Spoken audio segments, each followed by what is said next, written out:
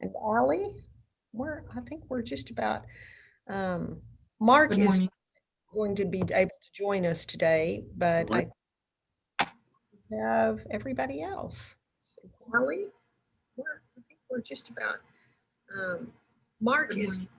going to be able to join us. Ladies and gentlemen, we are recording now.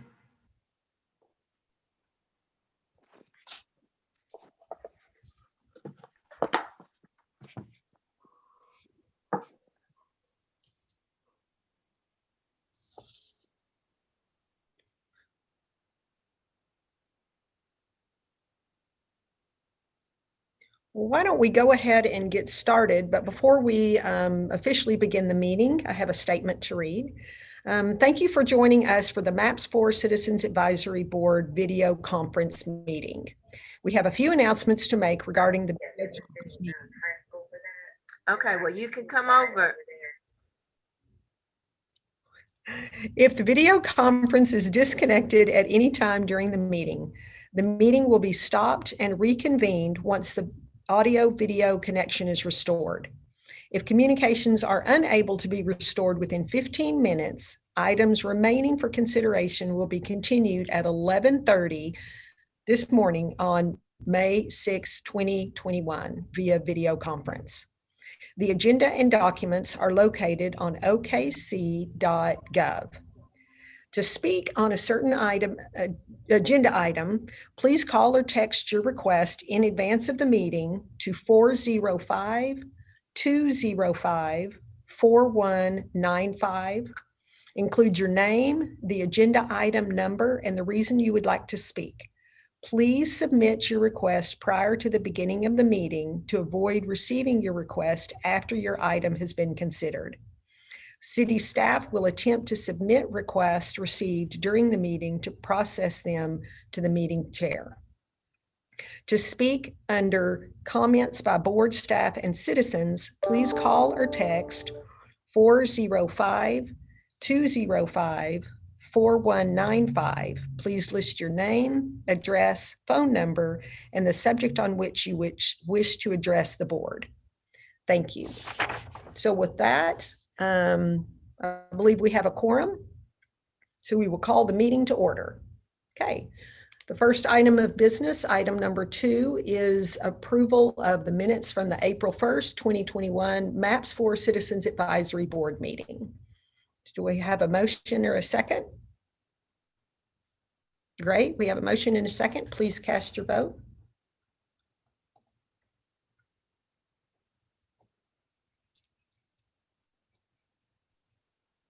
I vote aye. Great, thank you, Bob.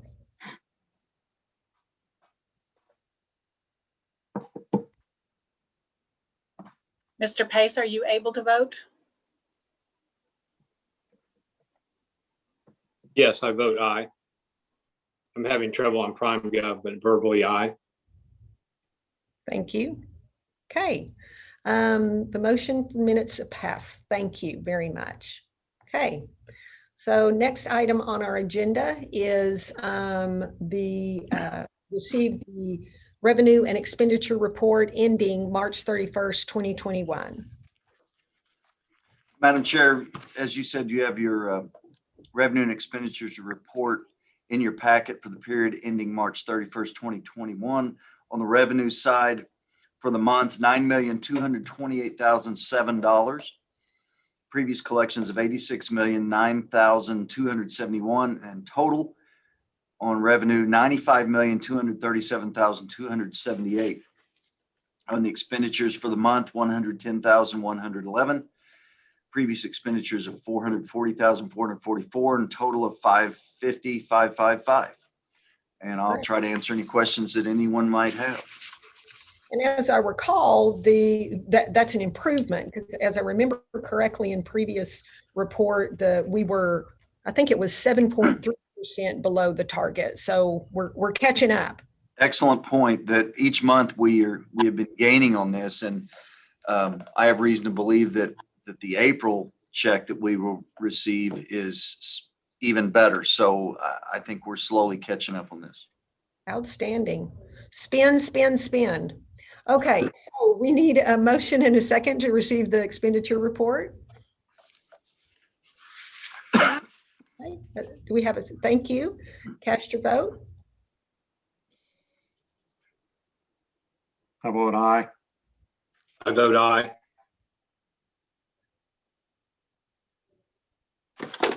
Motion passes. Thank you.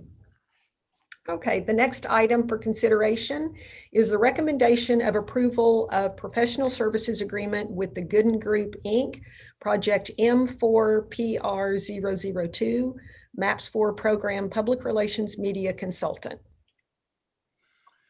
Madam Chair, I'd like to just go over briefly the process to remind everybody how this was done and what it includes. So this PR position went through the RFP process through the city, the standard RFP process, meaning that it went through this body and was approved and went on to council and was approved. And then it was put in our system called BidSync, which is an online bidding system.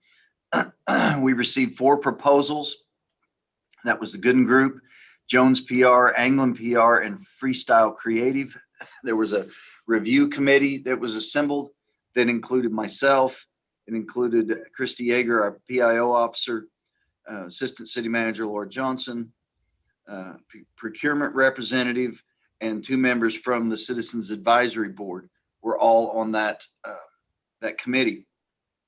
And the committee reviewed all the proposals and ultimately is recommending the Gooden Group be awarded the project. This work includes really supporting the MAPS office from a public relations standpoint, just listing the things that they do, which are numerous here. So copywriting, all the things that we put out almost on a daily basis come through our PR representative, because we have engineers and construction people and finance people, but we don't have PR people here, and we need that help. We develop a newsletter that is published monthly. Lots of times that newsletter is used by people like yourself when you go to Rotary or asked about things. It's used by council members when they're asked to speak about MAPS 4 and various things like that. Also, social media management is huge. It's almost a daily thing that someone will ask a question or make a comment, and we like to respond to that. We don't want to just be a vacuum out there. I want to let them know what's going on or why certain things were done. So social media on Twitter and Facebook, Snapchat, those kind of things. And then graphic design, we're really getting into the part where we have to provide an identity, which would also include the logo design and branding, the visual identity that we have to create for MAPS 4. Photography and video production is really important. MAPS 3 just did a groundbreaking for the Wellness Center 3. And with that, our PR rep produced a exceptional video that just shows everybody what's going on and is very informative. Photography, we use that in all kinds of aspects. Also, just from a record standpoint of historical perspective as construction goes on. And then as we get into the meat of this program, we'll have a lot of public meetings. So the PR representative will help us organize those public meetings, help us with media relations. They have translator services, deaf interpreter, those kind of services that are very needed for the program. And then likewise with ribbon cuttings. And I can't wait till we start doing ribbon cuttings. We have the same kind of needs for that as we do with the groundbreaking. So there's a lot to this PR representative, and we're very happy to recommend Gooden Group to you. And I can answer any questions if you have any. Any questions? David, didn't the Gooden Group advise us on MAPS 3 as well? They did. They have been an integral part of that, and I want to point out that really didn't well, it had no part of this interview other than they did show some of the work that they had done, and that's part of their background, but they've done an exceptional job on maps 3 also. I agree. I think you've done an exceptional job, but I would move the motion. Second? I'll second. Great, thank you, Bob. Okay, so a motion and a second.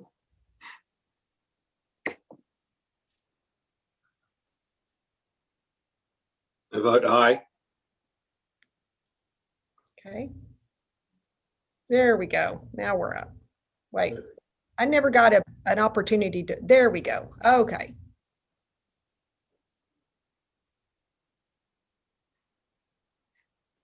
Okay,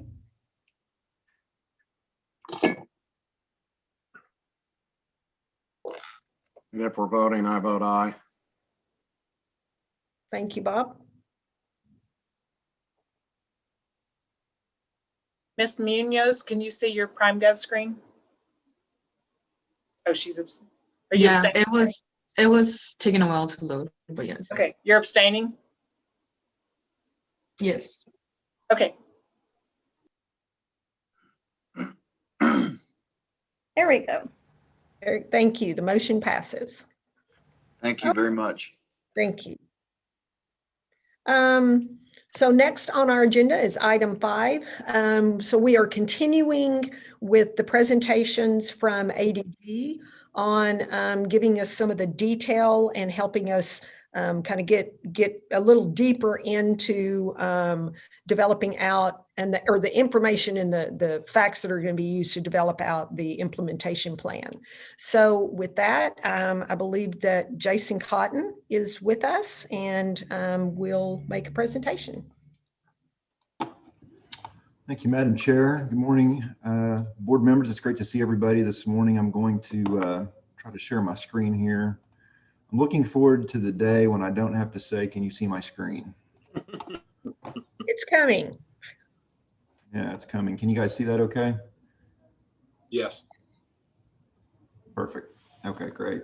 So good morning, everyone. It's great to see everybody. I guess I want to start off this morning by apologizing a little bit for my absence last month. As I think David or Teresa might have indicated, I had a kind of an emergency surgery in the family. My father had heart surgery, and so obviously I needed to be there with him and my mother. So I apologize for my absence. He is doing very well. He's at home recovering. So he's at home actually driving my mom crazy, and so she probably has a different opinion of how well things are going. But he is home. So I apologize for my absence. I also want to take just a minute to thank Melanie Draper and AJ Kirkpatrick on our team for stepping in and giving the presentation last month.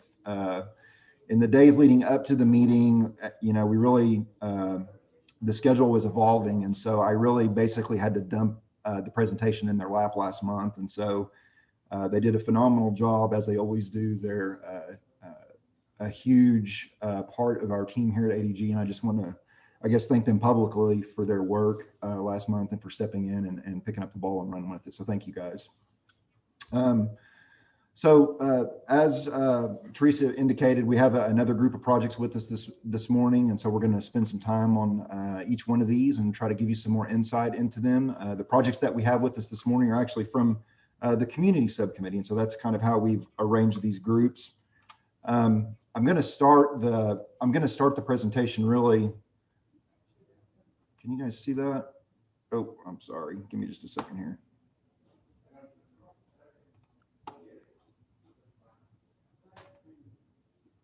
Give me just 1 second.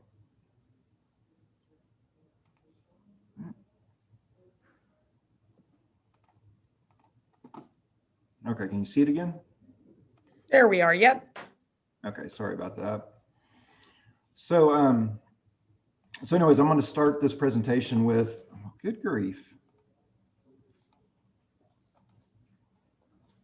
I apologize. We're having some technical difficulties for some reason.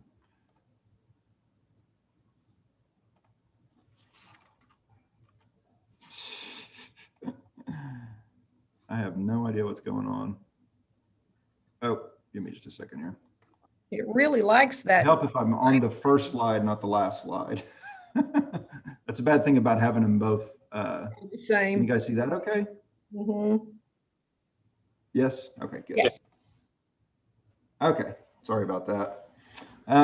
So we're going to start the conversation like we have in previous months, just giving you a little bit of a recap on the work that we've done to date. I think it's good to do this. You know, it's a month between these meetings, and so all of us are not living and eating and breathing MAPS 4 every single day of our lives, and so it's good, I think, to maybe step back and just remember the conversation at this point. It's been a long conversation. I think we understand and appreciate that we've given the board a lot of information to digest, and so and it's all related in a way. And so I think it's good to maybe just step back for a second and just remind everyone kind of where we're at. And so November, we were provided a notice to proceed. We spent a lot of November and December working on budgets and schedule development. We obviously have been working on the implementation plan a lot during November and December. Right after the first of the year, we came to the board. We gave just a quick verbal update, explained to the board a little bit about some of the meetings that we had been having with the project advocates, kind of what we were getting from those meetings and kind of what was going on in terms of plan development. And then February and March were really long meetings, if I recall, and we were kind of batting cleanup. So if I remember, everybody was ready to go to lunch in both February and March, but we gave two important presentations those months. February, if you'll recall, we spent a lot of time talking about just the implementation plan, I think from a conceptual level, what type of information it would contain and or that it did contain. If you remember, we did it really through the lens of the MAPS 3 implementation plan. So we went back to that plan and we walked you through the different sections of the plan, how it was put together. We kind of closed that presentation talking to you a little bit about how we thought the MAPS 4 implementation plan may potentially be different. And so we walked through that in February. In March, we brought back a presentation, a more extensive presentation about the project advocate meetings. Again, it was a long meeting, if I recall. We walked you through all 16 projects and talked to you a little bit about what we had found from our project advocate meetings. And then also at the end of the presentation in March, we outlined this schedule where we were going to be coming back to you in this monthly rhythm and introducing you and spending more time in these smaller groups of projects. And so April, AJ and Melanie did a great job walking the board through the neighborhood subcommittee, the projects that were included there. So that included parks, the youth centers, senior health and wellness center, and the animal shelter. And so this month, as I said, it's the community subcommittee. And so we're going to do the same thing this month for the projects that are contained in that subcommittee. And so just to refresh your memory a little bit, the projects that are included in that subcommittee are shown here. They include the Diversion Hub, Homelessness, Mental Health and Addiction, and the Family Justice Center. We've included some language out of the resolution, and you can read that for yourself there. You know, I think the theme that you're seeing here, you'll notice the word transformational in all of these sections of the resolution. And so I really think that underlines really kind of this view that the MAPS 4 program is being this transformational program in a lot of ways. And so you'll see that word again and again in the resolution if you take the time to go back and read it.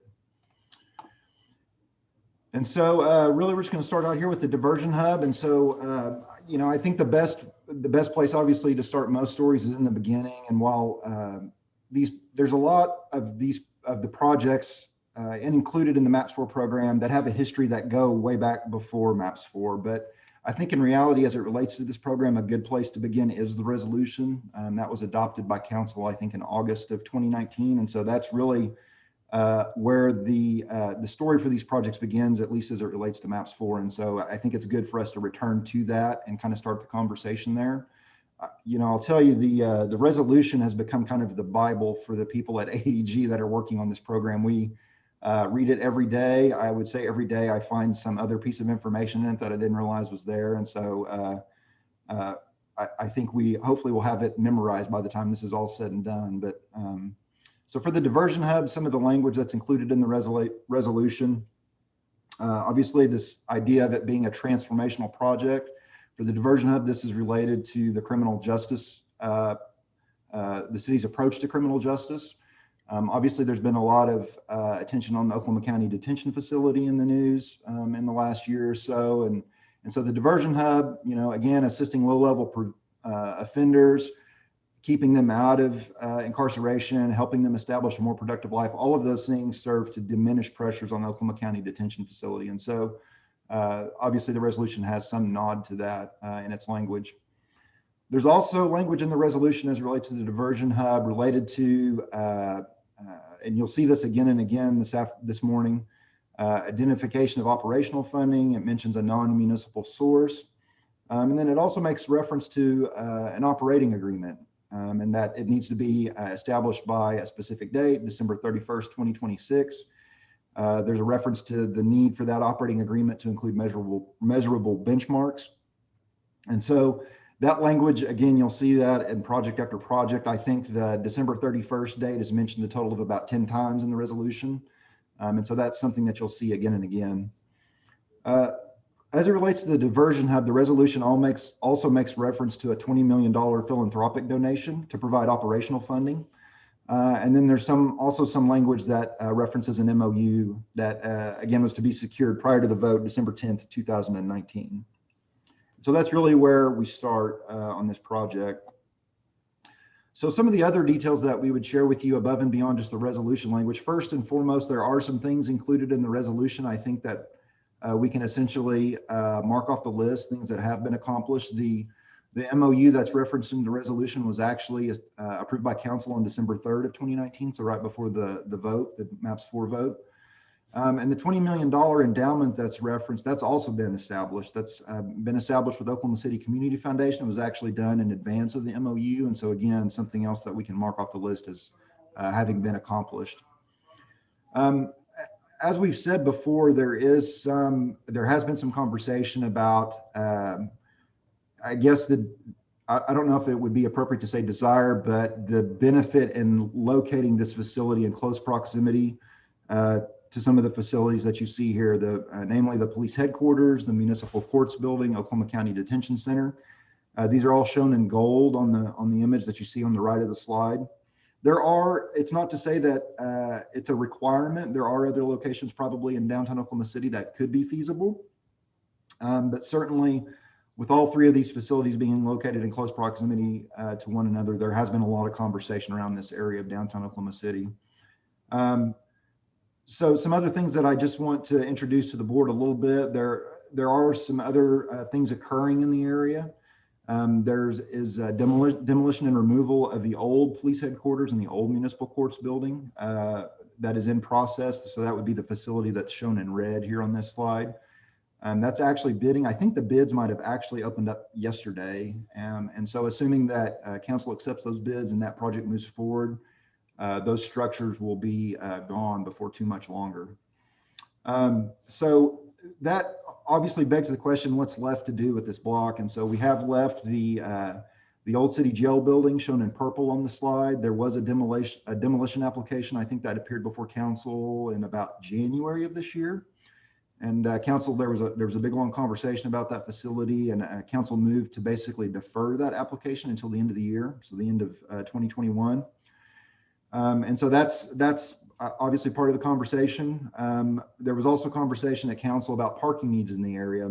Many of you may not realize this, but the new municipal courts building, the new police headquarters building, those were built on what were parking lots that the police department used in support of their facility. And so when those new facilities got built, those parking lots went away. And so there is this general need for parking in the area. And so the police chief, I think during the council meeting in January, made some reference to this, the need for whatever is done in this area to address parking needs that are necessary for the facilities that surround this block.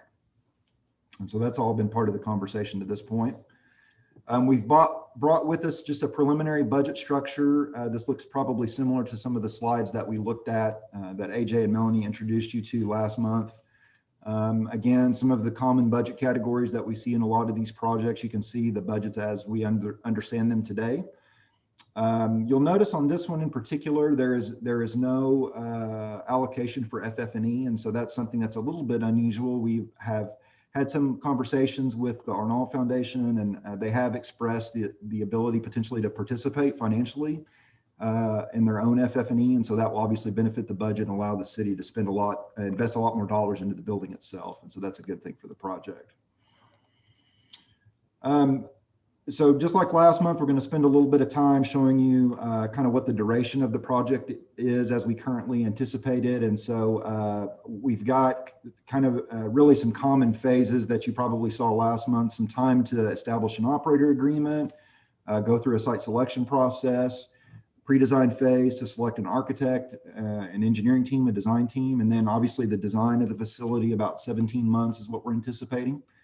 We would then bid the project, and we are anticipating construction would be about 12 months. So all in, probably about 42 months is what we're anticipating right now for the Diversion Hub. So on to homelessness. Again, going back to the resolution language, you see this aspirational statement in the resolution about the transformational goals of the project. For this project in particular, the goal being to reduce and eventually eliminate homelessness in Oklahoma City.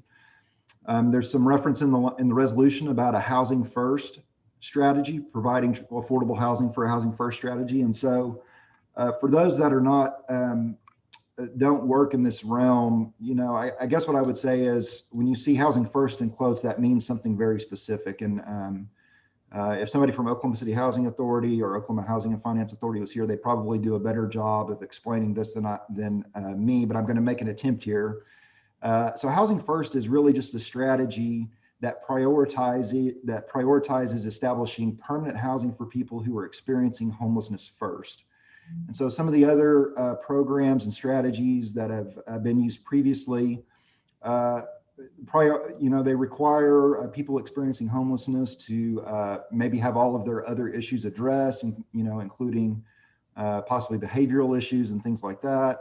In some cases, there is a process that people experiencing homelessness would need to go through in order to receive public housing. And so housing first really just wipes the slate a little bit clean of those things and says, we've got to get somebody housed first. That's the most important thing in order to get them, improve their quality of life and give them a platform to improve their status. And so that's really what that strategy means. And again, if Ian or somebody else were here, they'd probably do a better job of explaining it. But I just wanted to make sure that the board understood that. The resolution makes some reference to the MAPS 4 funding potentially being leveraged for other financing. And so it makes reference to a $400 million in other funding that would become available from various sources. And similar to Diversion Hub, there is some reference to approval of an operating agreement, measurable benchmarks. Again, you're going to see that over and over again. And so it's no different for the homelessness project. So a little bit of project details that we would share with you. If you recall, some of these we've already spoken about, but we spent some time a couple of months ago talking to you about the various housing products that have been discussed to date. And so if you recall, we mentioned these various tiers. And so the way to think about these as being rungs on a ladder, tier one being individuals that are experiencing homelessness in an immediate and acute way. They need a place to get out of the elements. And then as you move up and out of the public housing system, tier three being affordable housing, people that just need a little bit of assistance, access to good schools, quality jobs, public transit, those sorts of things. And so again, not to say that one or all of these or none of these will be a part of the project, but these are the ones that have been discussed to date. And so I just wanted to circle back and kind of touch on that for a minute. We have been talking about internally, potentially an alternate delivery method, and that's really for a couple of reasons. So the MAPS office is very, very adept at what I would call a conventional design bid build process. We go out and hire an architect, they design the project, we approve the plans, we bid the project, and then we hire a contractor and they build the project, and then we're done. And so that's kind of a conventional process. So because of the nature of the homelessness project, we've already talked a little bit about this kind of an unusual funding structure.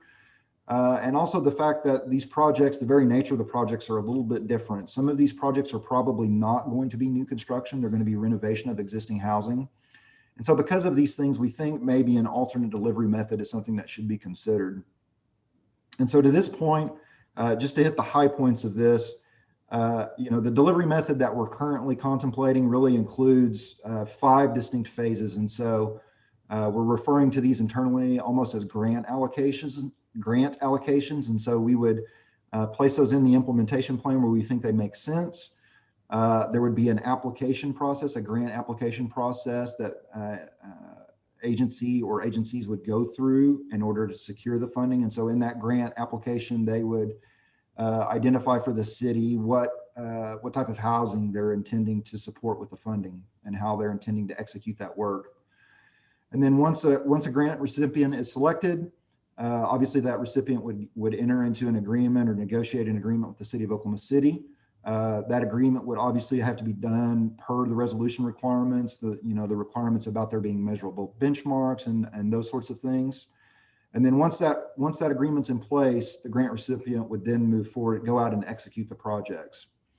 Now, we anticipate that a part of this process is likely going to involve the grant recipient coming back to the subcommittee, coming back to the board, coming back to the city, and reporting back on the work that they're doing. And so I think in our mind right now, that's probably a periodic reporting that happens as well as at the conclusion of the project.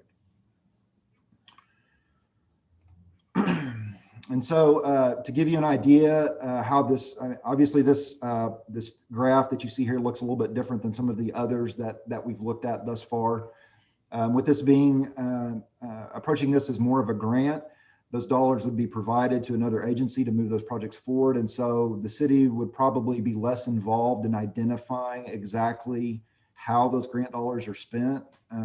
While the city would be involved in approving that, certainly, the people that would be executing these projects are going to have a better understanding of what their construction costs are, what their architectural and engineering fees are, what they need to allocate for FF&E and those sorts of things. And so we're trying to build this in a way that it's flexible and it allows them to do what they do best. And so that's kind of how we put this together, at least to this point.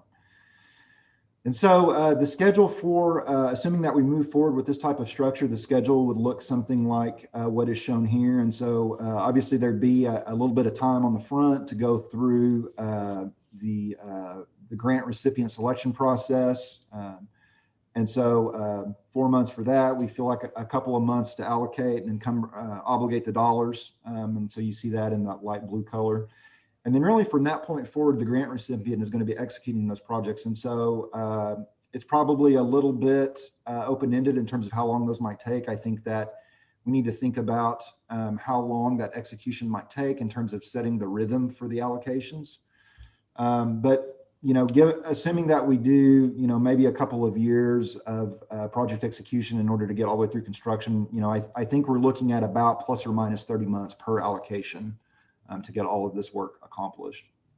And so that's kind of what we've put together to this point. Jason, let me give you a breath for just a second. Sure. So does anybody have any questions over the Diversion Hub or the homeless projects or presentations? I actually have a question. This is Shay. And I was just wondering, I appreciate Jason explaining the housing first strategy. I have seen that used before. I was just wondering, are part of those benchmarks to determine whether the other issues, once the person is able to get in a shelter, the other issues, are there services and benchmarks to make sure that those are being addressed?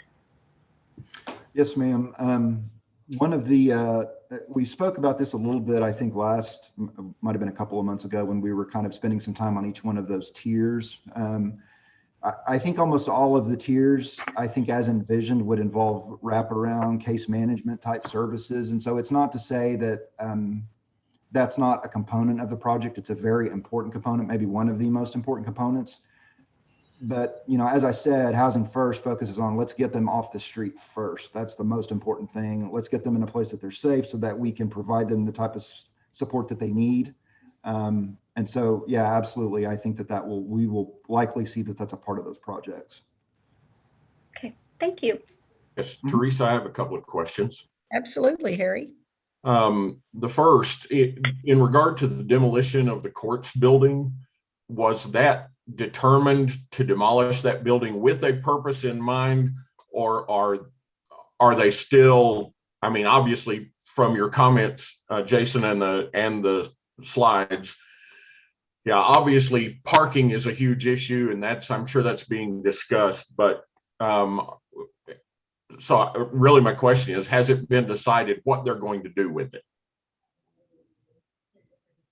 I don't believe so. I don't know that I can speak to that exactly. Okay. You know, all I can say is what was discussed at council. Again, I think this might have been in January, and you know, I know Chief Gorley spoke at length about the need to keep you know, people that need to come to municipal courts building or the police headquarters, you know, potentially victims of crimes, the need to keep them safe, and the need to provide them a place to park safely and get into the building quickly. So beyond that, you know, I don't know that I could really speak too much to exactly what's in process, just to say that that's been a part of the conversation. Yeah, that's right, Mr. Black. This is David. That is a big consideration for this, because as you can see, the OKC Police Headquarters went on what was a parking lot for the police department. So right. They are looking at that. Okay, sure. The other question that I had was just to make sure I know what you're saying, the process of identifying the grants in the homelessness, those are technically, those are still the monies being raised through the MAPS 4 program.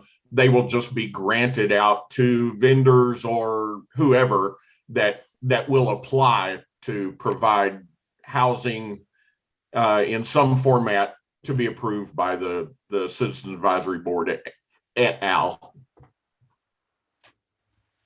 Yes, sir. Yeah, I think that's the way that we envision it. And I guess what I would say is this is not something that we've done previously. This was not a part of the MAPS 3 program or anything prior. So we're still kind of, I think, feeling this out a little bit and trying to completely form our thoughts around it. But, you know, again, the goal is the MAPS office, again, is very good, very adept at doing new construction. I mean, they've done some amazing projects in Oklahoma City, and, you know, that type of approach is maybe not the best approach for people that are potentially going to be renovating existing public housing.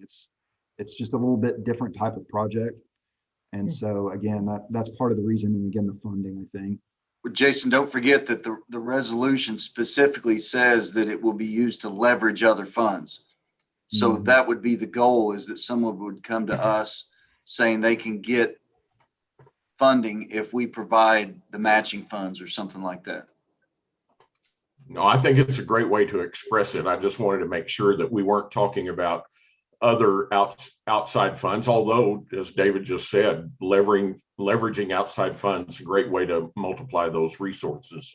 Right. And don't forget that we will have subcommittees, and typically the subcommittees are the ones that really get into the meat of this type subject and bring it to this body. And two of you will be involved in that subcommittee. So it will be looked at hard with citizens' involvement. Sure. Thank you. Jason, this is Russell. I have a question about land acquisition for the Diversion Hub. Does the city own the municipal courthouse parking or building they're tearing down? And if so, would that alleviate the $1 million acquisition cost for land? Yes, sir, I believe so. David, is there anything you want to add to that? We do own the property that the courts and the police headquarters is on now. Yes. And if we could locate Diversion Hub on existing city property, more than likely that would free up another $1 million. And David, do you think that it's reasonable to build additional parking above the Diversion Hub on that site, or would that be too costly? Well, typically you'd want to do the parking below any structure. I think that it's all on the table, and that it's all something we can look at as we get closer to that. Obviously, that area is what makes sense, but there's city property across the street that Boat Trust old warehouse that General Services used to be in is city property. So there's several options in that area. Great, thank you. Hey, David or Jason, this is Bob. Just a minor question. The old city jail, was the issue there that it's an historical building and some resistance to removing it? That's exactly right. And that's still an ongoing conversation as to use for that. That sort of sits right in the middle of everything. And if that's preserved, as perhaps it should be, then it may pose a few logistical problems for us to work around it, but we'll deal with those on down the road, I suppose. That's exactly right. I have a question about who's been involved in conversations and who will be involved in conversations about location for the Diversion Hub. Has anybody talked with any Diversion Hub clients, or do you plan to? And we're really not to that point yet. We have talked to Ms. Arnold, who is leading that effort, and really want to be in that general area because of proximity to everything. But she has identified a fallback position for some land that she has purchased. So we're really just not to that point yet. But as soon as we get the implementation plan, we'll be all over it. I appreciate that. Thank you. I think when we get there, a question that I would like to have answered before we can move forward with choosing a location so near the police headquarters. I totally understand why it's important to have Diversion Hub close by to the jail, especially as people are getting released and released in ways that are often harmful to folks. But I worry about increased interaction with police officers unnecessarily, and the impacts that can have on people who are working with the Diversion Hub. I don't have it in front of me, but there's some really good research on increased interactions with police and the harm that can do to folks. So I'd really like to have that addressed before we move forward with a location that could increase harm for people. Yeah, I'd who love to see themselves out of this. Any of that information, if you could forward to me, I'd love to see it. And For sure. we'll report back to you. Yeah, thank you for sharing that, Ally. Okay, other questions or comments on these two projects? Okay, Jason, hopefully we gave you a minute to catch your breath, so we'll let you get back to your presentation. Okay. Well, hopefully I can do this without the technical difficulty that I had a minute ago. Let's try this again. Can you guys see that okay? Yes. Okay, perfect. Okay, so moving on, mental health and addiction. So the mental health and addiction project, really there are three primary components. And so we've included a graphic here that explains a little bit about how this is organized. And so really it starts with the crisis intervention centers. And so you see those shown on the bottom left here. The resolution speaks to construction of 2 new mental health crisis centers. So it allocates $11 million to the construction of those 2 facilities. And then a sizable portion of the overall budget of $40 million is actually what's referred to as a restoration center. And so it includes programmatically, I think, a lot of the elements that are in the crisis centers. So if people need to come in and they're in the middle of crisis, restoration center could potentially help them. But the crisis center or the restoration center, it goes above and beyond that, in that it has an additional focus on addiction. And so I think there's even some language in the resolution that speaks to methamphetamine detox, substance abuse, other things. And so all of those services would be housed in the restoration center.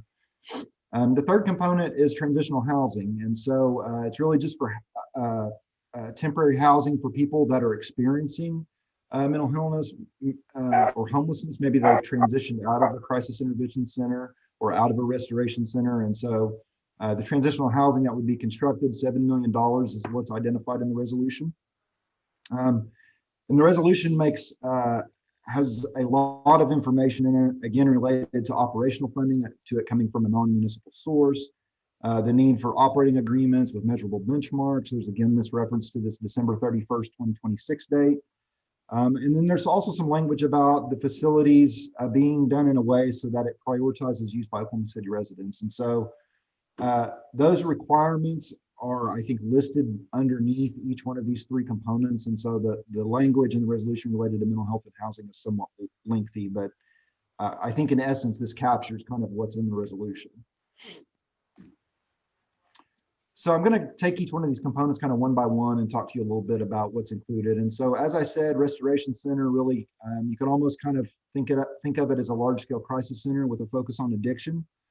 Visits can potentially be relatively short or last several days. They typically would require some type of extended support from the staff at the Restoration Center.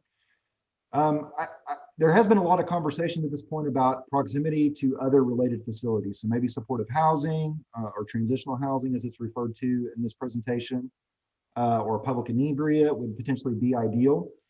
And a lot of the conversation, I think, up to the vote centered around the Bexar County Restoration Facility. And so this would be the county that San Antonio is located in Texas.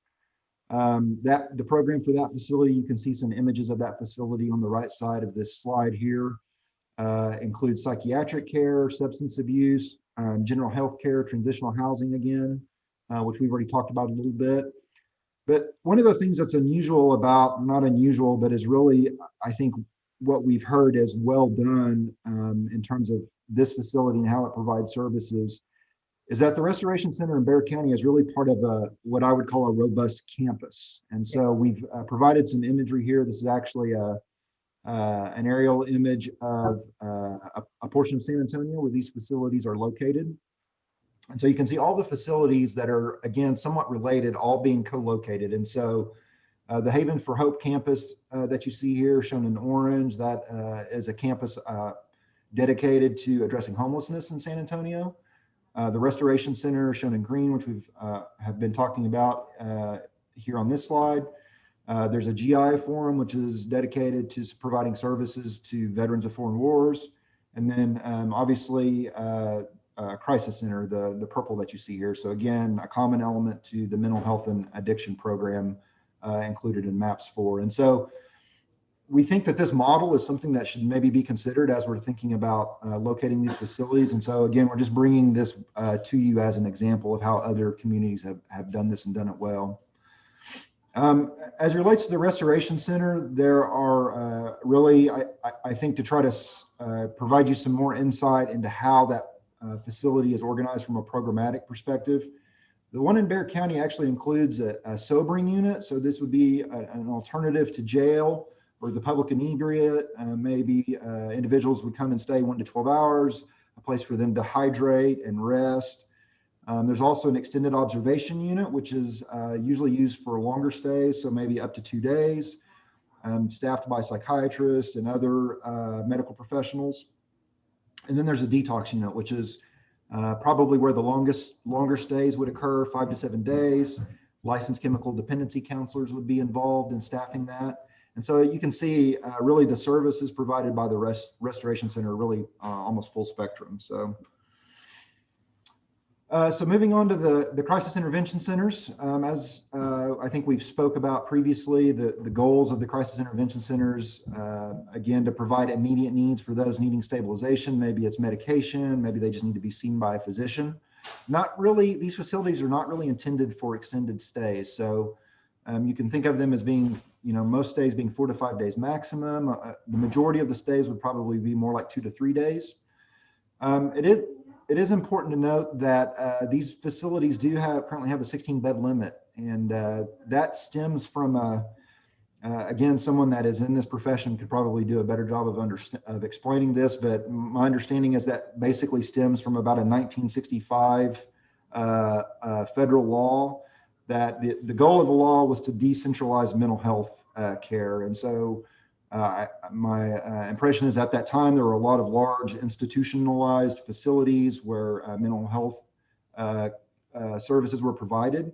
So the federal government had this idea to somehow decentralize and push those out into smaller community facilities. And so because of that, there's this 16-bed limit that most facilities that provide these types of services need they need to meet that requirement in order to be able to secure Medicare and Medicaid funding.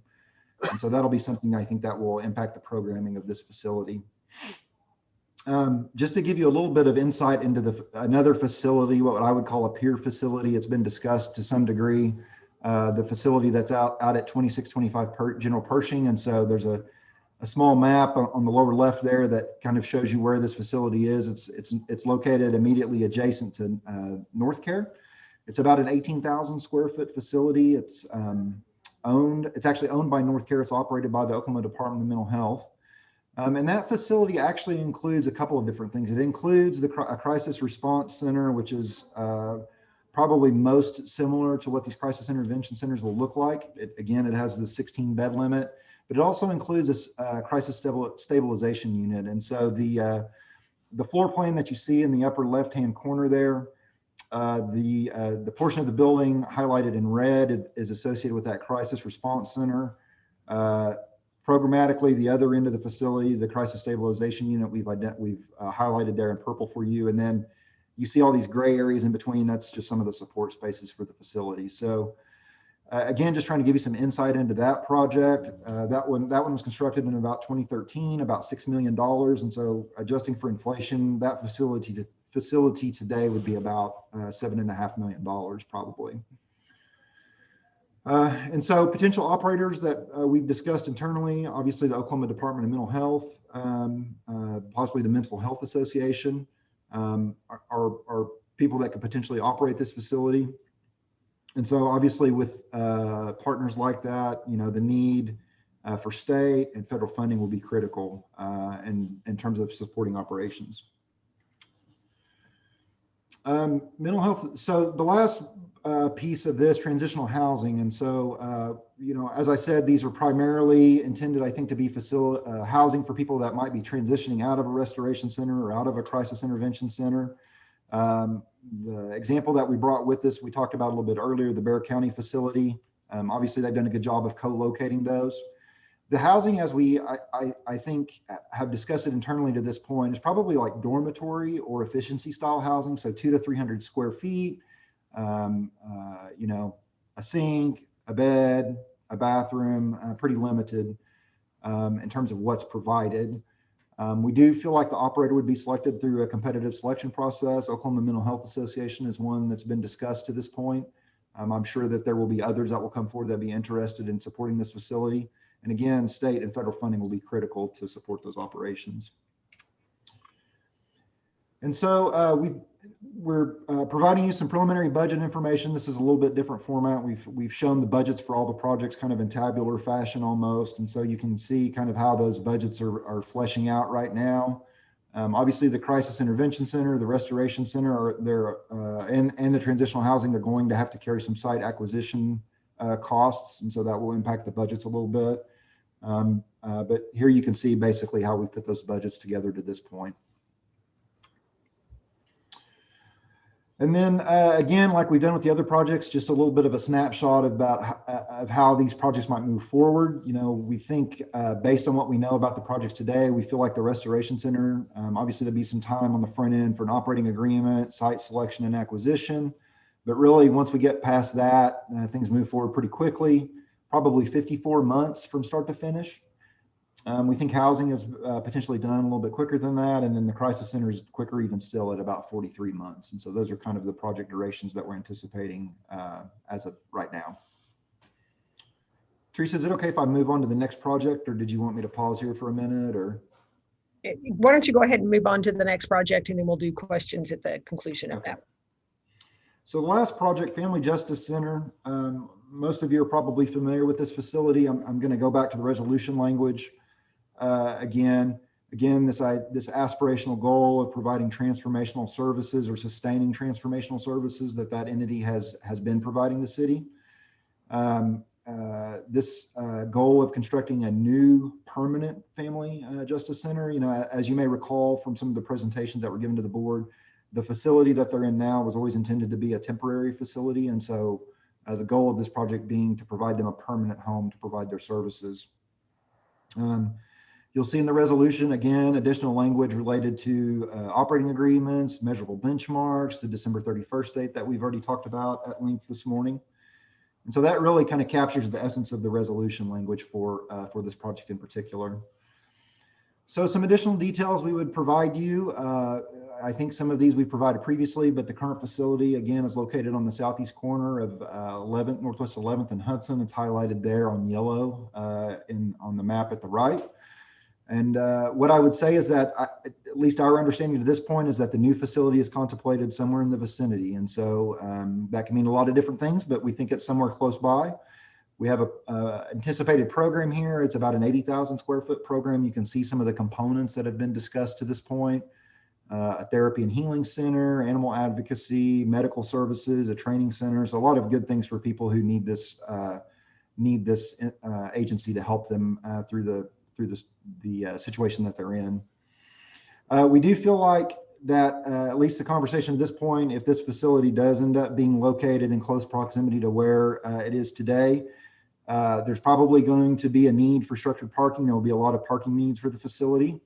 But at least to this point, I think the conversation has been that if in fact structured parking is necessary, that those costs would likely be shared with local developer. And so we're still moving in that direction. Obviously, there's still a lot to get fleshed out here, but this is our understanding of how this project is potentially going to move forward. You can see here just a preliminary budget structure. You'll notice we're not carrying any land acquisition costs because of some of the things that I mentioned on the previous slide. Most of the other things that you see here are kind of just our standard budget categories that we have on most all of our projects. And so this is kind of how we see Palomar moving forward, probably, at least at this point. And then schedule wise, you know, again, a lot of the same phases of effort, operating agreement, site acquisition. You know, we do feel like there's not the process on this one in terms of selecting an operator for the facility. And so it really just comes down to establishing the agreement. And so hopefully that can get done relatively quickly. But obviously, you know, we will still need to go through the same process, selecting an architect, giving them time to design the facility, bidding it, and then obviously doing the construction. And so start to finish, we think it's about a 46-month process, at least as of right now. So that's really it. Just in closing, Jason, before we go to your closing, does anybody have any questions over the mental health or Palomar projects? Go ahead, whoever was. Oh, it was Shay. I'm sorry. I don't know if this was corrected, but the budget for the Family Justice Center, it actually reflects that it's for the animal shelter budget. I think it was probably used as a model because they're both 38 million, but if this goes anywhere else, that line should probably be corrected. I think it's the budget. Was it? I'm on my fine. iPhone, so I can't really see. It does say preliminary animal shelter budget. It was corrected on his presentation, not on on what was sent out. Okay. Okay. Thank you. Apologies for that. No worries. I just had a question about Palomar. In your preliminary thinking, has it leaned toward expanding the current facility or literally creating a new facility and abandoning the current Palomar location? Well, I guess what I would say is figuring that out is largely the job of the architect and engineer, the design team that we will hire. But, you know, I think to this point, you know, Mrs. Garrett came and gave a presentation and, you know, talked at length about the condition of that facility, you know, and that's something that's been communicated to us as well. So I think there are some challenges with keeping that facility, not to say that that is off the table.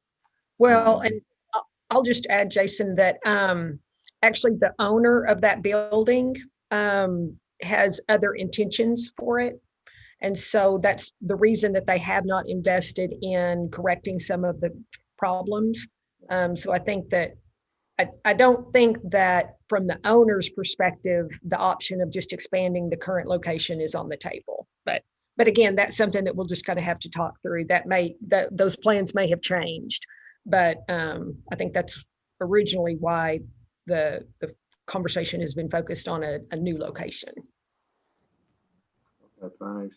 And just to pick up a bit on a point that Allie was talking about earlier, I think a number of these projects, in terms of their location, we're going to have to think long and hard and get a lot of professional input about the interaction between homeless facilities, mental health facilities, justice system facilities where people are being released from the criminal justice system, and how they all interact, and whether they need to be located near one another so that they support each other, or are there reasons not to do that and separate them for some reason. So when we get into it, we're going to have to be very sensitive to overlap between some of these projects and the effects that they have on the community beyond just what may be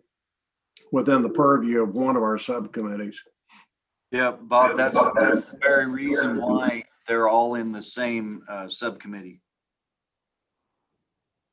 But I think even there's some crossover between the subcommittees. I know they've been generally grouped together, but I think there may be overlap even broader than the grouping that we have now. We just need to be aware of and sensitive to. Yes, sir, noted. Okay. Any other questions for Jason? Okay, all righty. Thank you, Jason. Yes, ma'am. I've got just a couple of, I've got like, Yeah. I think 2 slides here that I'll share real quick, maybe. Yep. Give me just 1 second here. Can you guys see that okay? Yes. So really just, again, just to provide you a little bit of look ahead. We've already talked about this a little bit, but this is what we've got kind of on the books for the next couple of months. So next month, June, we'll be bringing back to you actually 2 subcommittees. So it'll be the Civil Rights Subcommittee, which obviously includes the Freedom Center, the Civil Rights Project, Civil Rights Center Project, and then connectivity, which includes a lot, transit, sidewalks, bike lanes, trails, everybody's favorite topics, beautification. And so we'll spend some time talking about those in June. And then July will be really the wrap up for this kind of effort we've been through the last couple of months. Innovation District, the venue. So we'll talk about all of those projects in July. And so that's kind of what's on the board. So anyways, thank you for your time. It was great to see everybody this morning. Hope you guys have a great day. Thank you, Jason. Can I jump in with a quick comment before we lose Jason? Is it too late? Okay, awesome. Hey, Jason, thank you so much for being with us today and for continuing to give us these updates. Just a quick comment. I noticed on the Diversion Hub, one of their slides, that we're not being careful about people first language. I know this sounds like nitpicking, but it really is just critical to how we start to fund these things, that we're thinking about humans as humans. So I'd love to see a correction away from low-level offenders. We're talking about humans who are accused of a crime here, right? And that's just really personally important to me, as well as somebody who is sober and who has committed a lot of crimes and has been able to kind of claw my way out of that due to some systemic issues that put me first, right, in the way that we built our country. All that to say, I think it's going to be really hard to do this work if we're thinking of people as offenders rather than people who have been accused of crime, and I'd love to see that adjusted. Yes, ma'am. That's noted. Thank you. Thank you, Ellie. Other comments or thoughts? Okay. All righty, Jason, thank you so much. We know that you do just hours and hours, tens and dozens of hours, and then just consolidate it down to just a very short presentation. But we appreciate everything that you and your team are doing to make all of these projects come to life and fruition. So, Thank you. okay, so moving on to item 6, any items for discussion? David, I don't think, do we have anything? We don't have anything else, Madam Chair. Okay, comments by board, staff, and citizens? I had Have any comments? This is Oh. Russ. I had a quick, Hi, Russ. I had a quick question. People have asked me where the $95 million is currently invested and what kind of return it is, and also if it's insured. David, or? I would assume that it's in the same kind of place that the general fund is. I can get you those answers. It's not invested in anything as like the investment fund will. As far as insured, I couldn't tell you. We've never had an issue with that, but I can get you all those answers. Very good. Just people asking, I was curious. Okay. Thank you. Okay. Other questions? Lisa, just a question of David, any inclination to move back to in-person meetings? Or are we still going to be virtual for the foreseeable future? Madam Chair, do you want to handle that? Sure. So we will be going back to in-person meetings starting next month, so in June. So just about the time we all figured out how to do the technology remotely, we can check that box and we're going to go back to in-person. So thank you, Bob, for asking. Yeah, so I can tell you that the chamber will be set up like it was previously with the dividers and all the precautions. Be sure and bring or remember your PrimeGov password, because you will be using that on the computers there in the chamber. Yes. And there will be, the same limitations on seating and those kind of things. So we're still taking the precautions. Right. Okay. And just Teresa, just to follow up to that, I know I'm going to be out of town in July when we would have our normal July meeting. Is there an opportunity to participate virtually if we're out of town, or are we restricted to being there in person? We're in person. Right. Once we go in person, it's all in person. Now, Bob, you can watch it. It will be on YouTube as a city meeting, but you won't be able to participate. Okay. I thought that was the case. I just wanted to confirm it. And Bob, you bring up a really good point. I will reach out to each of y'all individually and kind of gauge and make sure that with vacations and, I think everybody is so excited to get out and go be with people that we haven't gotten to see for a while. But I'll reach out and make sure that those plans don't result in us losing a quorum for any of our meetings. But so I'll do that separately, or we'll do that separately. But thank you for bringing that point up. Any other? I have to confess, vacation takes priority in July. So. Well, and what it was about vacation, it's a non-misser. So yeah. Okay. Other comments, board or staff? Okay. With that, we will move to item 8, which is adjournment, and wish you all well and happiness and safety, and we will be together in June. Thanks all. Thanks, everybody. Take care, everyone. Bye. Bye.